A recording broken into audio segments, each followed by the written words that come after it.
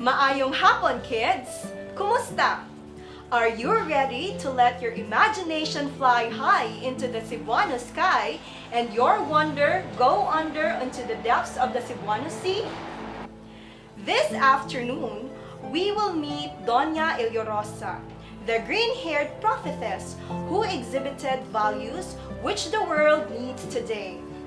She showed humility, empathy, and kindness to those she encountered, may it be family or strangers, and made it sure that others were treated fairly.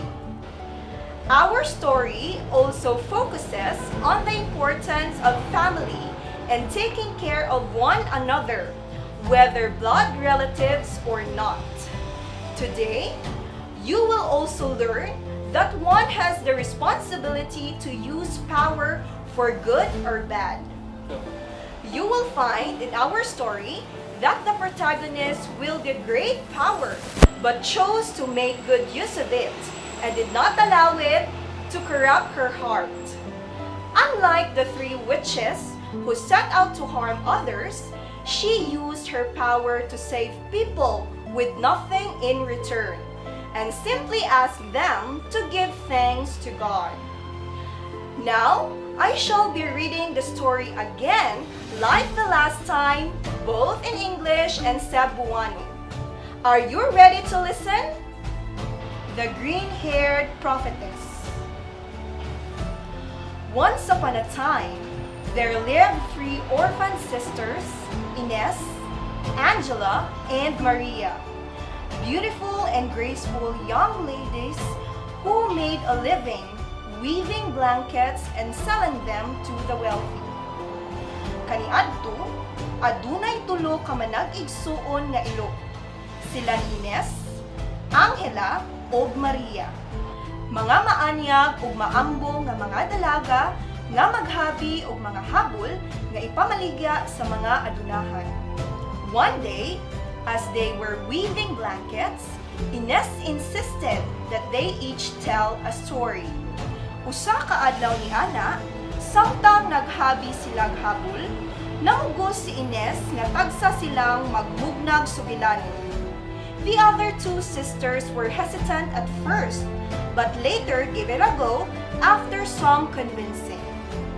Ang duha ka manghud nagpanagana sa sinugdanan, apan wa madugay, misugot ra human sa pagkumbinse. Ines went first and said she'll get married and give birth to rice bran. Miuna si Ines, ug miingon nga magninyo siya ug manganak sa usa ka tahop sa humay. Angela likewise said she'd give birth to millet bran. Si Angela usab miingon nga manamkong siya tahop sa dawa. Maria was quite different from her sisters. She said she'd give birth to triplets, 2 boys and a girl, with bells ringing and cannons booming all over the kingdom. Lahi ang kang Maria sa iyang mga igsuon. Niingon siya nga manganak siya triplet, 2 ka lalaki ug 1 ka babayi. Inubanan sa pagbagting sa mga kampana ug pagbuti sa mga kanyon sa tibuok gingharian. The oldest boy would be named Pedro, and the second born would be called Felipe. Ang kinamagwangang anak nga lalaki panganlag Pedro, ug ang ikaduhang na anak pagatawgon og Felipe. The only girl, named Doña Eliorosa, would be extra special, for she would be a prophetess with green hair, a star on her forehead, and a mirror at her breast. Ang naginusarang babayi, ginganlag Doña Eliorosa, maoy pinalabi, kay usa siya ka propeta nga berde ang buhol, ana ay bituon sa iyang agtang, ug salamin sa iyang dughan.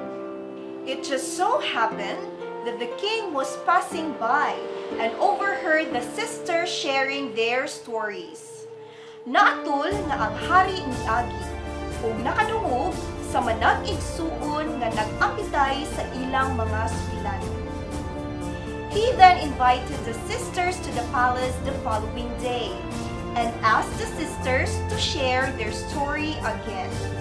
Iyang giimbitar ang manag-igsuon ngadto sa palasyo sa sunod adlaw ug gipangutana ang manag-igsuon sa pag-ambit sa ilang sugilanon sa makausap. After some convincing, the sisters finally shared their stories. Human sa pagkumbinse, ang manag-igsuon ni ambit ragyud sa ilang mga sugilanon.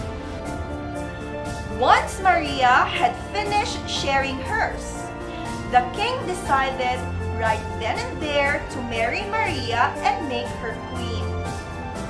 Human si Maria sa pag-ambit sa iyang sugilanon, mihukom ang hari diha-diha nga pakaslan niya si Maria og himuong iyahang rayna. He also promised to provide for her sisters. Iya usab nagisaad nga tagaan niya ang manag-igsuon sa ilang panginahanglan. Sometime after their grand wedding, Maria and the king found out that they were expecting triplets, just like the story she shared. Wala magdugay human sa ilang ingrandeng kasal, nahibaw-an ni Maria ug ang hari nga nagpaabot silang triplet sama sa sugilanong iyang giambit. Just before the birth of their children, the king had to go on an urgent business, but before he left, he hired 3 midwives to help Maria. Sa wala pa natawo ang iyang mga anak, ang hari mibiya alang sa usa ka dakong katuyuan. Apan una siya mibiya, nikuha siya tulo ka kumadrona aron motabang kang Maria. He, however, did not know that the 3 midwives were witches who had a dark plan for Maria and her babies. Apan, wa siya kahibaw nga ang tulo ka kumadrona kay mga balbal nga anaay maitom nga katuyuan kang Maria ug sa mga bata. The babies were born just as Maria imagined it to be.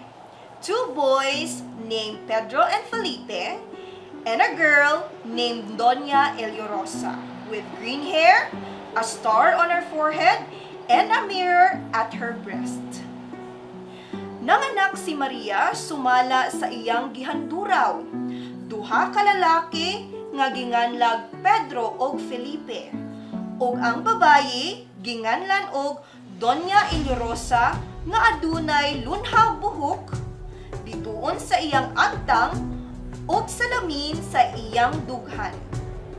The witches placed the 3 babies in a box and threw it into the river. Gibutang sa mga balbal ang 3 ka bata sa usa ka kahon ug gilabay kini ngadto sa suba. They then replaced the babies with 3 pigs. Ila dayong giilisan ang mga bata og 3 ka baboy. Maria was unaware of what was happening because her eyes and ears were covered when she delivered the babies. Wala makamatngon si Maria sa nahitabo, kay gitabunan man ang iyang mga mata ug dalunggan pagpanganak niya. But when the witches told her about her so-called children, she immediately accepted their fate and went on to nurse and care for the 3 pigs as her children. Apan pagsulti sa mga balbal kaniya bahin sa iyang mga anak, iyang gidawat dayon ang iyang kapalaran ug mingatutoy ug atiman sa 3 ka baboy isip iya gayong mga anak. When the king returned 2 months later, he was devastated to hear that Maria gave birth to 3 pigs. Pagbalik sa hari, 2 ka buwan human, nahugno siya sa balita nga si Maria nanganak og 3 ka baboy.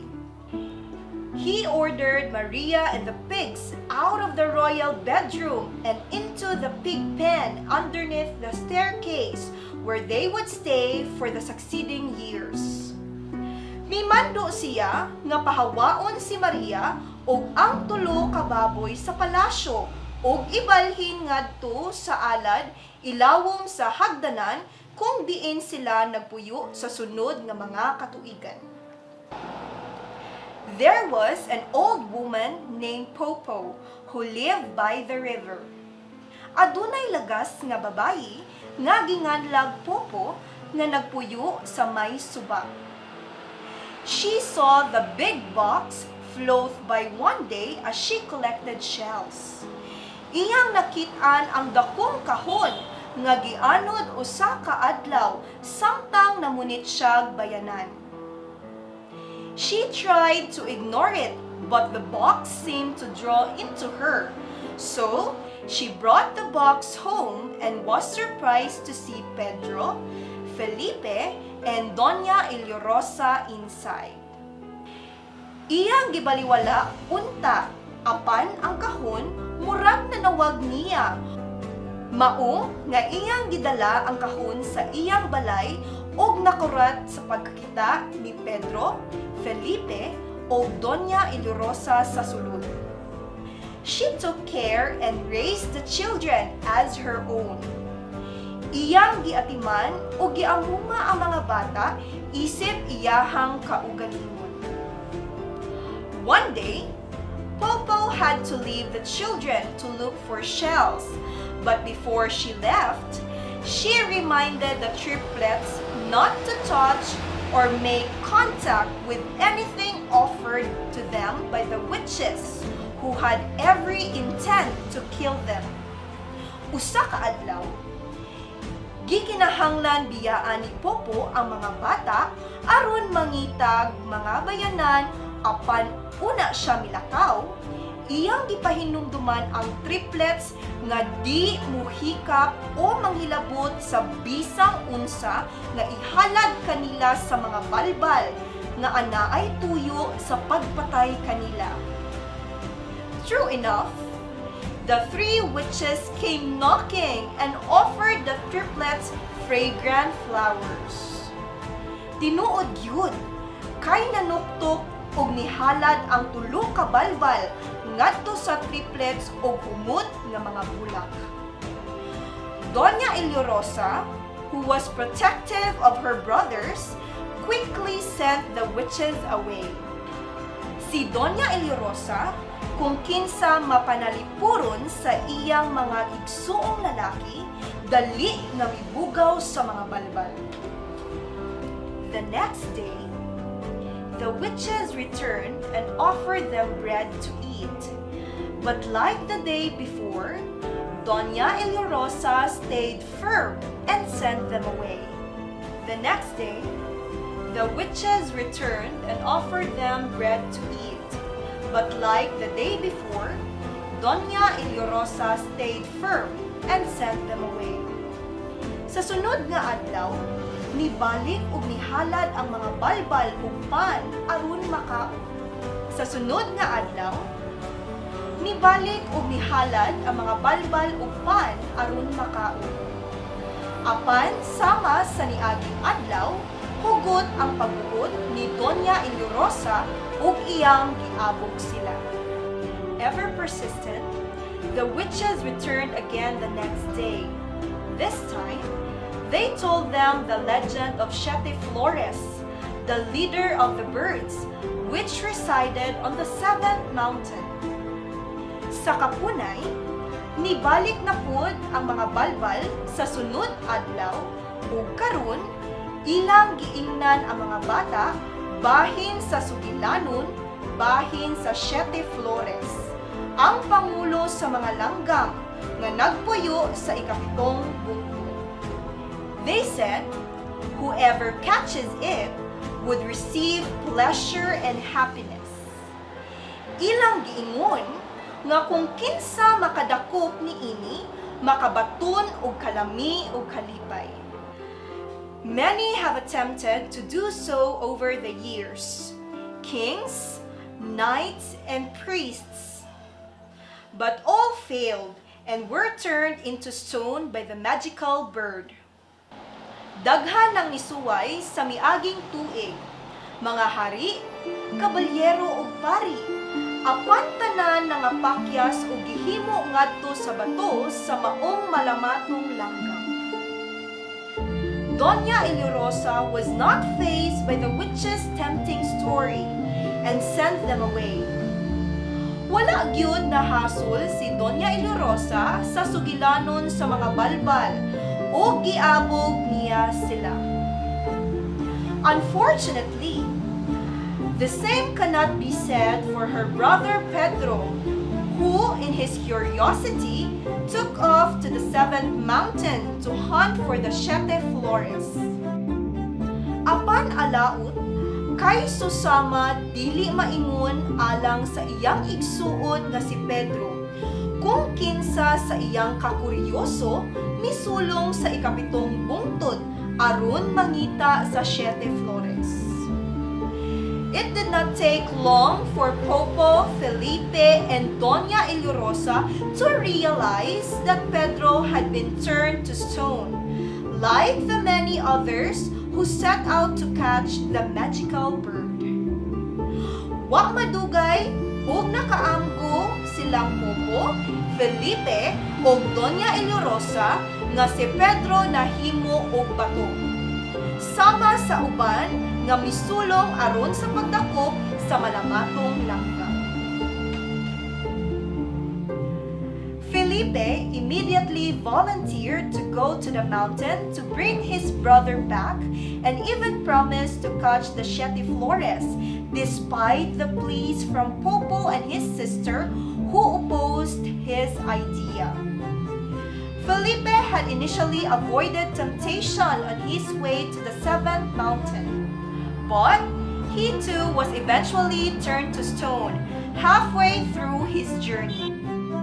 Si Felipe dali nga miboluntaryo nga moadto sa bukid aron sa pagbalik sa iyang igsuong lalaki ug misaad sa pagdakop sa siete flores, bisan man sa mga hangyo sa gikan ni Popo ug sa iyang igsuong babaye nga tutol sa iyang laraw.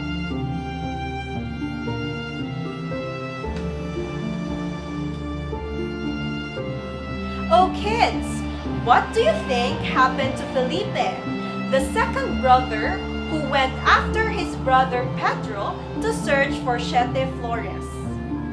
What do you think will Doña Eleurosa do? What other adventures will Doña Eleurosa and his siblings face after? What will happen to the witches? What about their mother Maria, who is taking care of 3 pigs, thinking they were her children? We have to pause, kids, since it is a long story we have. But don't worry, for we will certainly continue with our story next Friday. Bye for now, kids!